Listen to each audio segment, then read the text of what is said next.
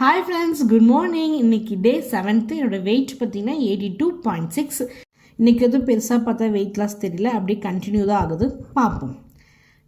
Morning பார்த்திங்கன்னா first வந்து நான் லெமன் வாட்டர் எடுத்துக்கிட்டேன். அப்புறம் ஒரு 9 மணிக்கு நான் வந்து பிளாக் காஃபி குடிப்பேன். ஆனால் இன்றைக்கி அதை ஸ்கிப் பண்ணிவிட்டு ப்ரெட் ஆம்லேட்டு ஒரு ஸ்லைஸ் நான் எடுத்துக்கிட்டேன்.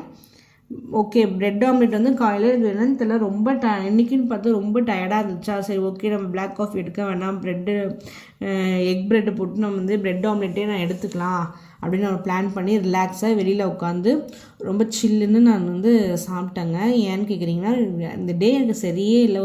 காலையில் எந்திரிச்சிருந்தே ரொம்ப டயர்டாக ஒரு மாதிரி எனக்கு ஒரு ஃபீல் ஆகிடுச்சு. சரி ஓகே, என்னென்னு சொல்கிறதே தெரில. அன்றைக்கி நாளே எனக்கு வந்து ரொம்ப அது டல்லாக இருந்துச்சு. அதுக்கப்புறம் மதியானம் வீடெல்லாம் வலிச்சுட்டு தலைக்கெலாம் குளிச்சுட்டு அப்புறம் பார்த்திங்கன்னா மதியானம் என்ன சாப்பிட்டேன்னு பார்த்தீங்கன்னா கரைச்சி குடிச்சேன்னு நினைக்கிறீங்க. இல்லை, நான் வந்து சுடு சாதத்தை நல்லா தண்ணி ஊற்றி கொஞ்சமாக தயிர் போட்டு நல்லா கரைச்சி குடித்தேன். ஏன்னு பார்க்குறீங்களா?